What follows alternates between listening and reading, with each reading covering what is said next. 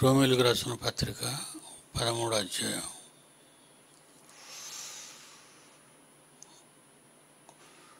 11 నుంచి. మరియు మీరు నిద్ర మేలుకొని వేళ అయినదని సమయము తెలుసుకొని అలాగూ చేయుడి. మనం విశ్వాసులమైనప్పటికంటే ఇప్పుడు రక్షణ మనకు మరి సమీపముగా ఉన్నది.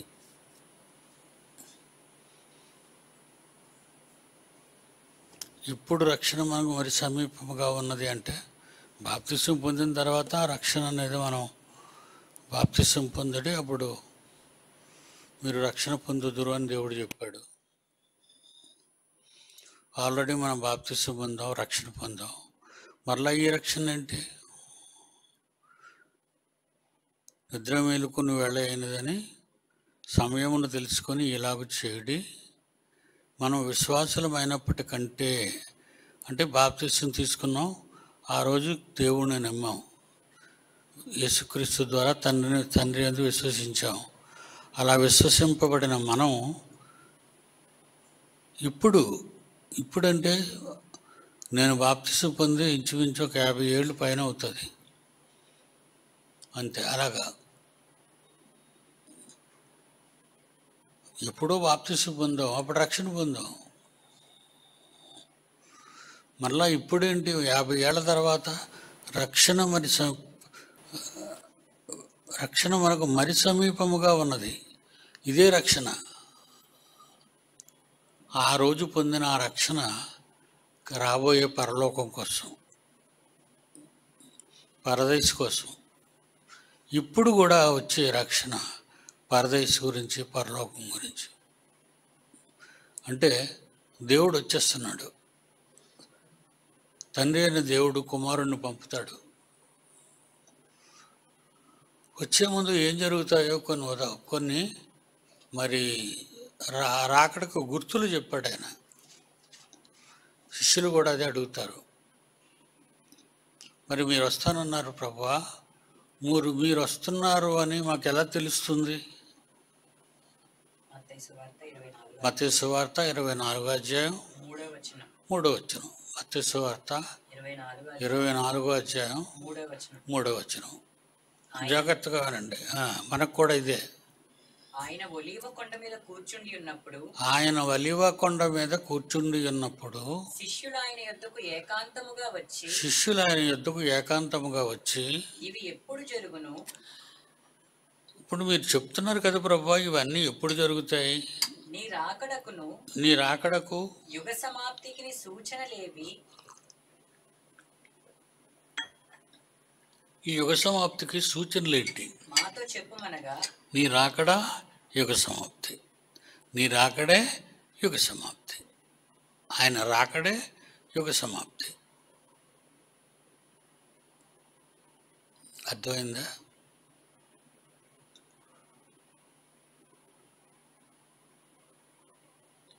అంతం ఎప్పుడు వస్తుందని చెప్పాడు? అందులోనే ఆ అధ్యాయంలోనే 8వ వచనం. జనము మీదికి జనము, రాజ్యం మీదికి రాజ్యము, మీరు యుద్ధములను గూర్చి, యుద్ధ సమాచారములు గూర్చి వినబోదురు. మీరు కలవరపడకుండా చూచుకొనుడి. ఇవి జరగాలి. ఇవన్నీ జరగవలసి ఉన్నది, కానీ అంతము వెంటనే రాదు. అంతం ఎప్పుడు వస్తుంది? అక్కడక్కడ కరువులు, భూకంపాలు, ఇవన్నీ వేదనలకు ప్రారంభం. జనులు మిమ్మల్ని శ్రమల పాలు చేసి అన్నీ జరుగుతున్నాయో లేదో మీరు ఆలోచించండి. ఈ చదువుతున్న మాటలన్నీ కూడా జరుగుతున్నాయా లేదా? మళ్ళా చదువునాయన. మీరు యుద్ధములను గూర్చి, యుద్ధ సమాచారముల గూర్చి మీరు వింటారు. మీరు కలవరపడకుండా చూచుకోండి. ఇవి జరగవలసి ఉన్నది, కానీ అంతము వెంటనే రాదు. జనము మీదికి జనము, రాజ్యం మీదికి రాజ్యము లేచును. అక్కడక్కడ కరువులు. ఇవన్నీ జరిగాయా లేదా మీరు మెమరీ తెచ్చుకోవాలి, జ్ఞాపకం ఉంచుకోవాలి మీరు. ఓకేనా? అంతం వెంటనే రాదన్నాడు కదా, మరి అంతం ఎప్పుడు వస్తుంది? అంతం ఎప్పుడు వస్తుంది అంటే 13-14 వచనాలు చదవండి. అదే అధ్యాయంలో 13-14 వచనాలు. అంతము వరకు సహించిన వాడెవడో అంతము వరకు సహించిన వాడెవడో వాడే రక్షింపబడెను. వాడే రక్షింపబడినవాడు. అంటే అంతము వరకు సంపూర్ణంగా ఉండాలి, సంపూర్ణులుగా మనం మలచబడాలి. దేవుడు కోరుకున్నట్టుగా టోటల్ క్యారెక్టర్ అంతా యేసుప్రభు క్యారెక్టర్ అందరికీ రావాలి. ఇంకా కిందకి వెళ్ళేసరికి 14 వచనంలో మరియు ఈ రాజ్య సువార్త ఇప్పుడు చూడండి అంతం ఎప్పుడు వస్తుందో. ఈ రాజ్య సువార్త సకల జనములకు ప్రపంచ మానవాళ్ళందరికీ సాక్ష్యార్థమై లోకమందంతటా ప్రకటింపబడుతుంది. అటు తరువాత అంతము. రాజ్య సువార్త సంపూర్ణ ప్రకటన, రాజ్య సువార్త సంపూర్ణంగా ప్రకటించడం, అంతం రావటం. అంటే ఇప్పుడు మీరెందుకు సువార్తలు చేయడానికి కంగారు పడుతున్నారు? మీకు ఆ కంగారు ఎవరిచ్చారు? ఆ కంగారు దేవుడిచ్చాడు మీకు. ఎందుకంటే దేవుని సేవ చేయాలనే ఆలోచన సామాన్యులకు ఎవరికి కలగదండి. అది సామాన్యులైన వాళ్ళు ఎవరికి కలగదది. దేవుని పిల్లలకు మాత్రమే ఆ క్యారెక్టర్ ఉంటుంది వాళ్ళల్లో. తొందరగా నేను సేవ చేయాలి, ఖాళీగా ఉన్నాను ఎక్కడికి వెళ్ళిపోవాలి. మన సంఘంలో ఉన్న పిల్లలు పురుషులే కానివ్వండి, స్త్రీలే కానివ్వండి, మీరందరూ ఇష్టపడతారు, సువార్త అనగానే ఇష్టపడతారు. కలిసి వెళ్ళడానికి కాదు, కలిసి తినడానికి కాదు, కలుసుకుని వండడానికి కాదు, సువార్త చేయటానికి. ఎప్పుడు అంతం వచ్చేస్తుంది? సకల జనులకు ఈ రాజ్య సువార్త సాక్ష్యార్థమై లోకమందంతటా ప్రకటింపబడుతుంది. సువార్త ప్రకటింపబడును, అంతము వచ్చును. అందుకే చూడండి, క్రైస్తవులు ఎక్కువ సువార్తలో దేవుని వాక్యం చెప్పడానికి వెళ్ళిపోతారు. దేవుని వాక్యం చెప్తూనే ఉంటారు. ఒక 10 నిమిషాలు చెప్పమంటే గంట చెప్తారు. వాళ్ళ ఇంట్రెస్ట్ అది. దేవుని కొరకు అలా పిల్లలకి చెప్పేయాలి అని, మీకు చెప్పాలనే ఆశ వాళ్ళకు ఉంటుంది. దేవుని పిల్లలైన మీకు చెప్పడానికి ఇష్టపడతారు వాళ్ళు. మీరు సువార్త సువార్త సువార్త, ఒకరు సువార్త, ఇద్దరు సువార్త, నలుగురు సువార్త, 10 మంది, 20 మంది.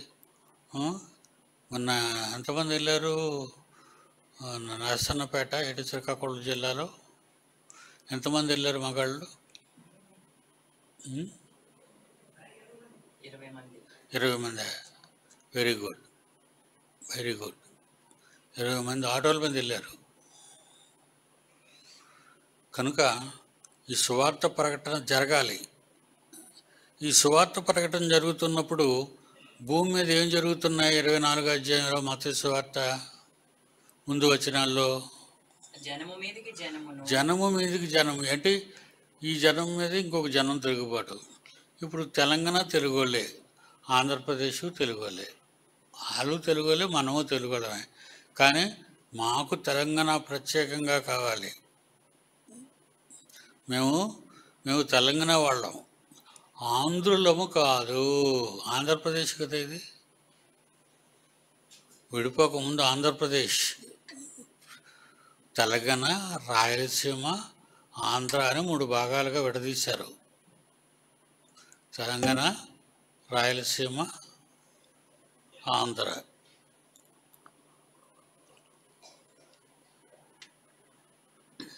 దీన్ని బట్టి ఆలోచించండి.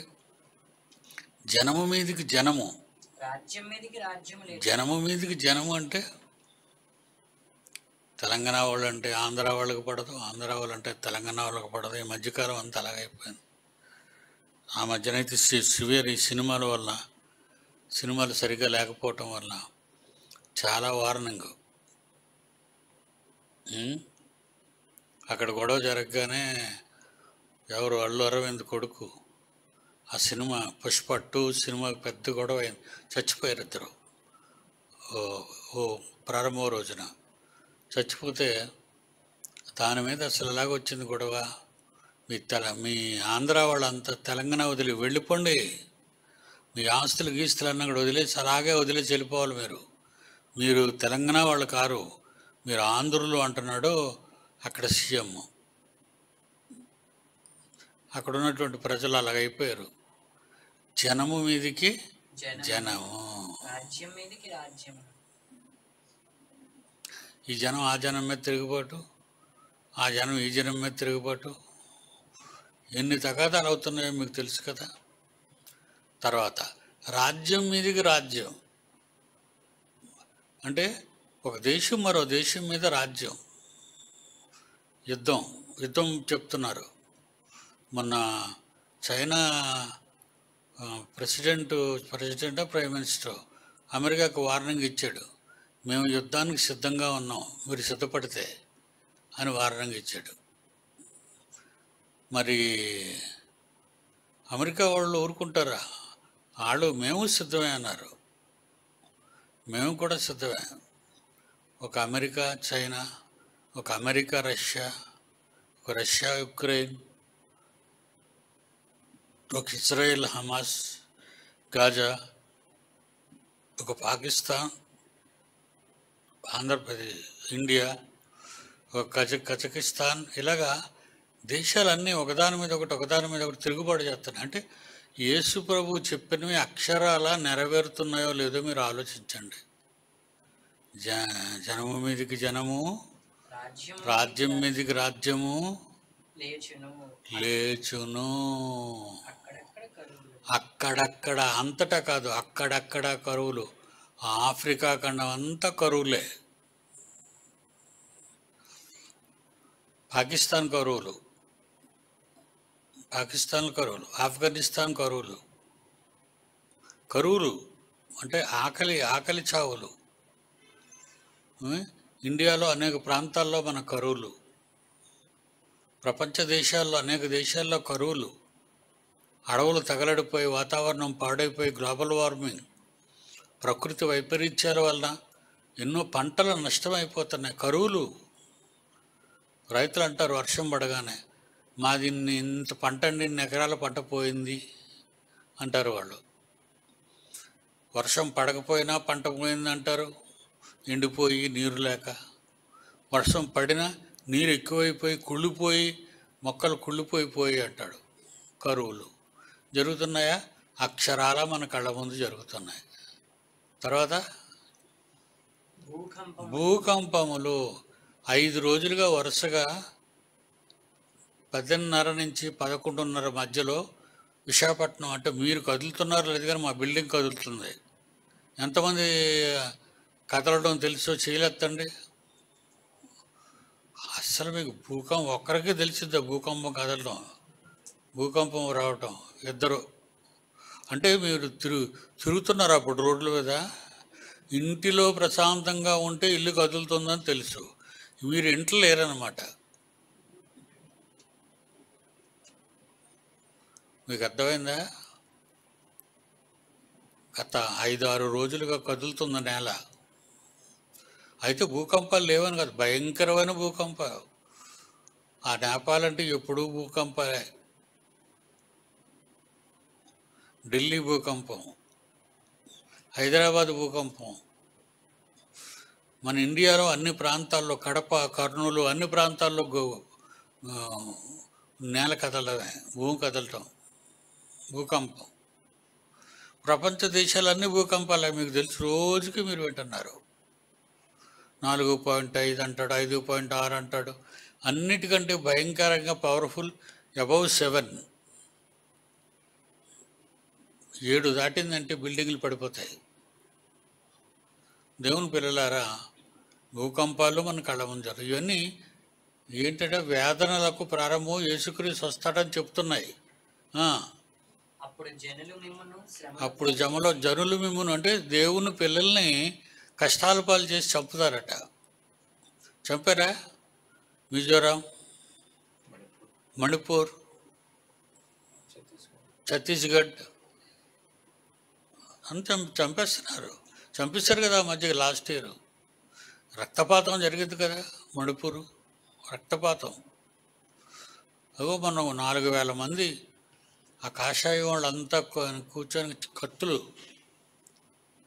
వాళ్ళందరికీ కత్తులు ఇచ్చారు, ఇంత కత్తులు. ఆ కత్తులు పట్టుకొని ఉందనా నీ దగ్గర, అది శివాని ఉందమ్మా, కత్తులతోనే ఎవరి దగ్గర ఉన్న అజిత్కి పంపించండి. కత్తులు పట్టుకొని ప్రమాణం చేస్తున్నారు మనల్ని చంపేయడానికి. ఎవరు చంపడానికి అనుకున్నారు? కత్తులు పెట్టుకొని మనల్నే కత్తులు పట్టుకొని ప్రమాణాలు చేస్తున్నారు. అంత అదొకలా అయిపోయింది నా గుండె అంతా. తిరుగుబాటు వస్తే ఏం చేయగలరు చెప్పండి? మనం ఎక్కడ పారిపోతాం? చచ్చిపోవాలి, తప్పదు. నువ్వు తప్పుడు యేసుప్రభుని వదిలిస్తానన్నా ఊరుకోరాలు. నీ ప్రాణాన్ని కాపాడుకోవడానికి ప్రభువుని వదిలిస్తానన్నా వదలరు, చంపేస్తారు. వచ్చిందా నన్ను అజిత్ వస్తే ఒకసారి మన వాళ్ళకి వాళ్ళు పెద్ద పెద్ద కేకలు.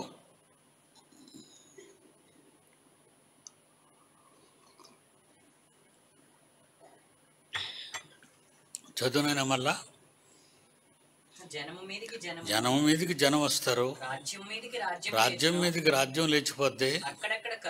అక్కడక్కడ కరువులు, భూకంపములు అక్కడక్కడ భూకంపములు కలుగును.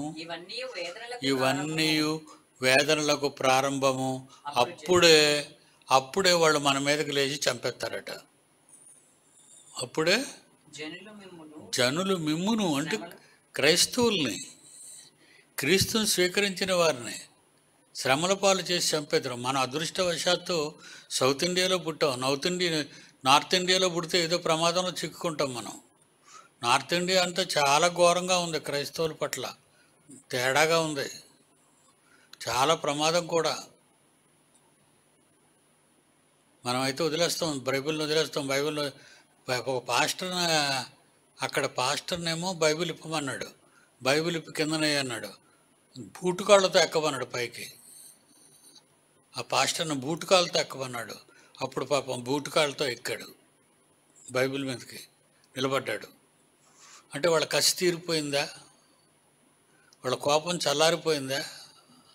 మనకి వీళ్ళు రేపు పొద్దున్న ఇలాంటివి రావచ్చు. ఎందుకంటే బైబిల్లో రాయబడింది జరుగుతుంది. ఇప్పుడు మన కన్నుల ఎదుట జరుగుతుంది, అదంతా చూస్తున్నాం మనం, వింటున్నాం మనం, చదువుతున్నాం మనం. అప్పుడు వీళ్ళు మనల్ని ఏం చేస్తారట? శ్రమలు పాలు చేసి చంపెదరు. మీరు నా నామము నిమిత్తము సకల జనముల చేత ద్వేషింపబడుదురు. క్రైస్తవులను అందరూ ద్వేషించడమే, క్రైస్తవులను అందరూ ద్వేషించడమే. అందరూ, అటు కమ్యూనిస్టులు, ఇటు నాస్తికులు, అటు హేతువాదులు, అందరూ ద్వేషిస్తున్నారు. సకల జనుల చేత మనం శ్రమల పాలు చేసి చంపెదరు. మీరు నా నామము నిమిత్తము సకల జనముల చేత ద్వేషింపబడుదురు. చాలే నాయన. చూసారా, యేసుప్రభు రావడానికి ఇవన్నీ గుర్తులు జరుగుతున్నాయా? జరుగుతున్నాయి, 100% జరుగుతున్నాయి. మరి మీరేం చేస్తున్నారు? ఇవన్నీ జరుగుతుంటే మీరేం చేస్తున్నారు?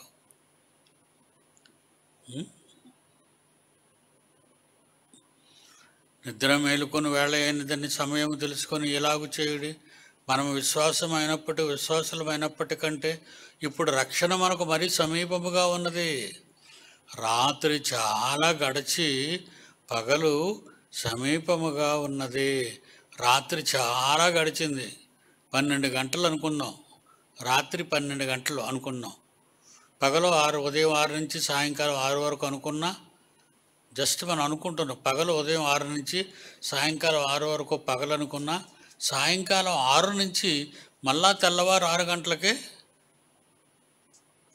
ఇదొక పూట, అదొక పూట. రాత్రి చాలా గడిచిందంటే 6 గంటల్ని 6 అయిపోయింది, 7 అయిపోయింది, రాత్రి 8 అయిపోయింది, రాత్రి 9 అయిపోయింది, రాత్రి మళ్ళీ రాత్రి 10 అయిపోయింది, రాత్రి 11 అయిపోయింది. ఇంకో గంట ఉంది రాత్రి అయిపోవడానికి. మరుసటి రోజు రావడానికి. అలాగే ఉంచండి. 12 అయిపోయింది, 1 గంట అయిపోయింది, 2 అయిపోయింది, 3 అయిపోయింది, తెల్లవారి 4 అయిపోయింది, 5 అయిపోయింది. ఇక మళ్ళా సూర్యోదయం వచ్చేసరికి మళ్ళీ ఒక గంట మాత్రమే ఉంది. అంటే చాలా గడిచిపోయింది రాత్రి. అంటే ఇంచుమించు 11 గంటలు గడిచిపోయే రాత్రి. కాసేపు ఆలోచించండి. సాయంకాలం 6 నుంచి రాత్రి ఎంత గడిచిందంటే చాలా గడిచింది అంటున్నాడు అక్కడ. రాత్రి చాలా గడిచి పగలు సమీపముగా ఉన్నది. పగలు సమీపముగా ఉంది, సూర్యోదయం వస్తుంది. అంటే ఒక గంటే టైం ఉందా అనుకోండి. కాసేపు ఒక గంట టైం ఉంది మనకి. యేసుప్రభు వచ్చేస్తాడంటే ఒక గంటే టైం ఉంది. రాత్రి చాలా గడిచి పగలు సమీపముగా ఉన్నది. అందుకే మీరు ఏం చేయాలి? కనుక మనం అంధకార క్రియలను విసర్జించి తప్పుడు పనులు మానేయాలి, అబద్ధాలు మానేయాలి, బూతులు మానేయాలి, చెడ్డతనాన్ని వదిలేయాలి, మోసాన్ని వదిలేయాలి, దగా చేయడాలు మానేయాలి, క్రూరత్వం ఉండకూడదు, దయాగుణం కలిగి ఉండాలి, ప్రేమ కలిగి ఉండాలి, ప్రభు సేవలో నిత్యము నడవాలి. ఏమన్నాడు? కనుక మనము రాత్రి చాలా గడిచి పగలు సమీపముగా ఉన్నది కనుక మనము అంధకార క్రియలను విసర్జించి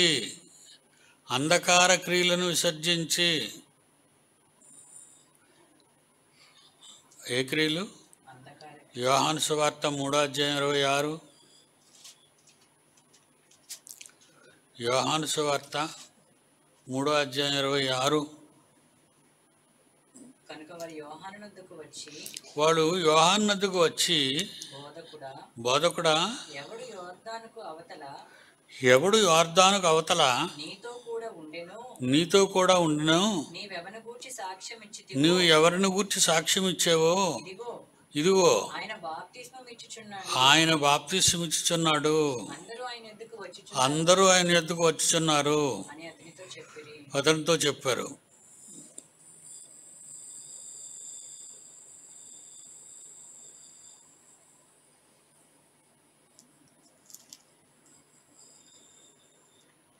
యోహాను 3:20 చదివావు నాన్న?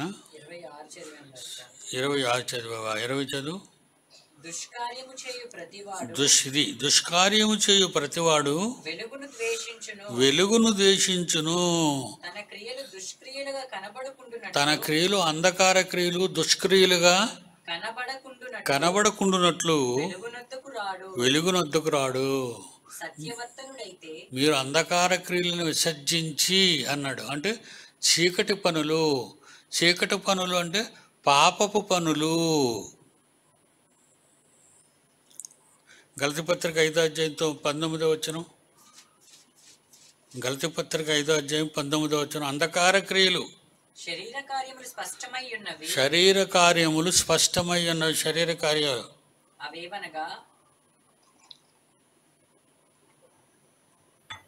అవేంటంటే జారత్వము, అపవిత్రత, కాముకత్వము, విగ్రహారాధన, అభిచారము, ద్వేషములు, కలహము, మత్సరము, క్రోధములు, కక్షలు, భేదములు, విమతములు, అసూయలు, మత్తతలు, అల్లరితో కూడిన ఆటపాటలు మొదలైనవి అంధకార క్రియలు. చీకటి పనులు, రాత్రి పనులు, ఇవి రాత్రులు చేస్తారు. అలాగని పగలు చేయరని కాదు. అంధకార క్రియలు అంటే చీకటి సంబంధమైన, అంటే దేవుని వెలుగు పొందని చీకటి. మనం దేవుని వెలుగును చూడని మనం చీకటిలో ఉన్నాం అన్నమాట. అంధకార క్రియల్లో ఉన్నాం, తప్పుడు పనులు చేసుకుంటూ బతుకుతున్నాం. అందుకే కిందకంటాడు, అంధకార క్రియలను విసర్జించి తేజస్సంబంధమైన యుద్ధోపకరణములను ధరించుకుందాము. తేజస్సంబంధమైన యుద్ధోపకరణములు మనందరికీ తెలుసు కదా, ఎఫ్సి పత్రికలో ఉంటాయి. తేజస్సంబంధమైన యుద్ధోపకరణాలు ఏంటి?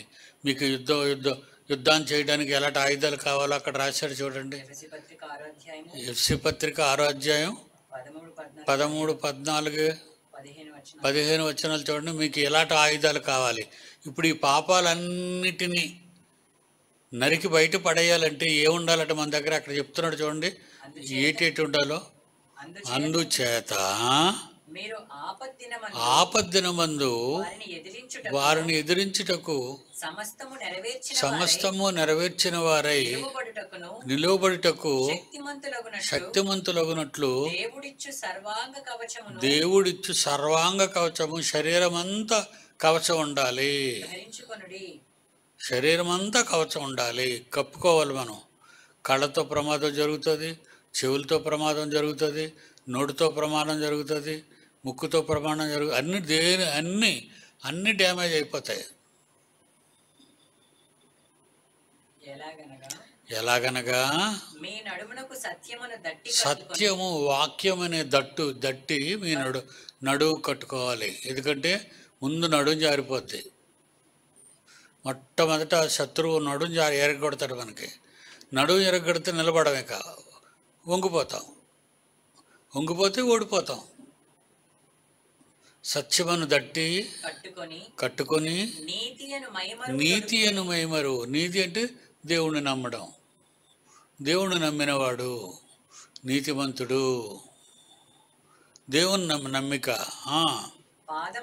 పాదములకు సమాధాన సువార్త వలనైన సిద్ధ మనస్సును జోడు. పాదాలకి తప్పులు చేయటానికి, పాపాలు చేయటానికి ఈ కాళ్ళు నడవకుండా ఏముండాలట? సమాధాన సంబంధమైన సువార్త వలనైన సిద్ధ మనస్సు. ఎప్పుడు తండ్రి పనులు చేయటానికి నువ్వు సిద్ధంగా ఉండాలి. ఇవన్నీ కాక విశ్వాసం అనే డాలు అంటే శత్రువు యొక్క అగ్ని బాణాలు కానీ ఆడు బాణం వేసేటప్పుడు మన శరీరంలో దిక్కకుండా ఒక పెద్ద గుండ్రంగటి మన గేటు ముందు 2 కత్తులు ఒక డాలు ఉంటుంది చూడండి. అలాగే 2 డాళ్ళు 4 కత్తులు ఉంటాయి మన గేటు కట్టు ఇటు. అది డాల్ అంటే.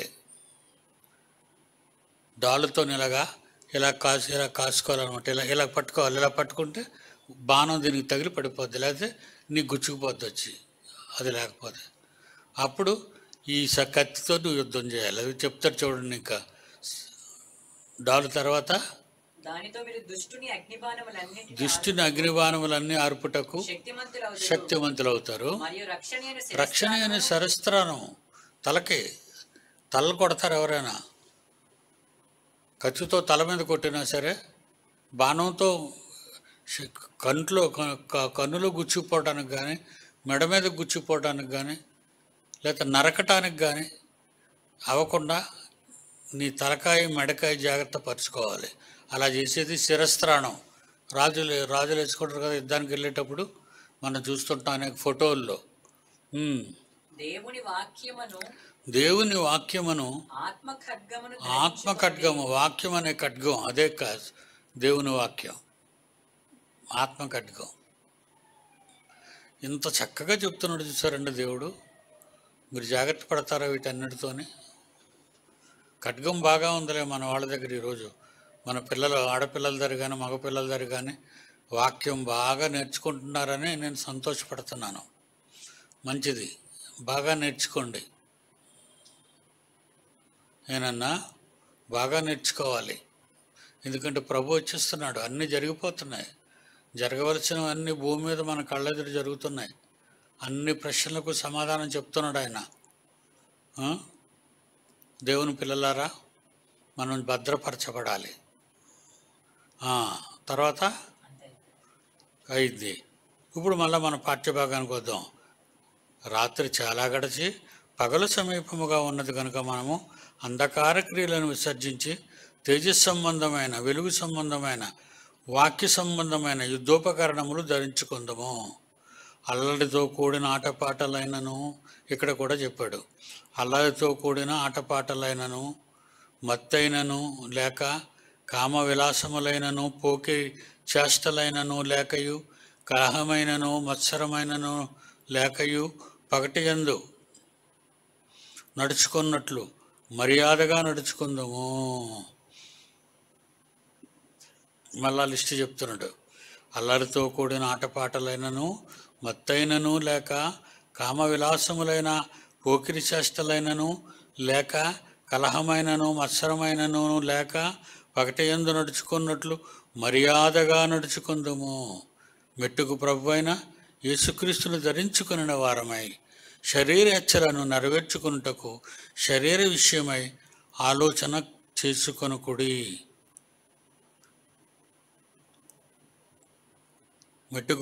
మెట్టుకు ప్రభు అయిన క్రీస్తును ధరించుకొనిన వారే శరీర హెచ్చలను నెరవేర్చుకొనుటకు శరీర విషయమై ఆలోచన చేసుకొనుకుడి. శరీర కోరికలు తీర్చుకోవటమే కదా మొత్తం అన్నిటికీ కారణం. దాన్నే చంపేయాలి. మీరు శరీర కోరికలు తీర్చుకోకూడదు.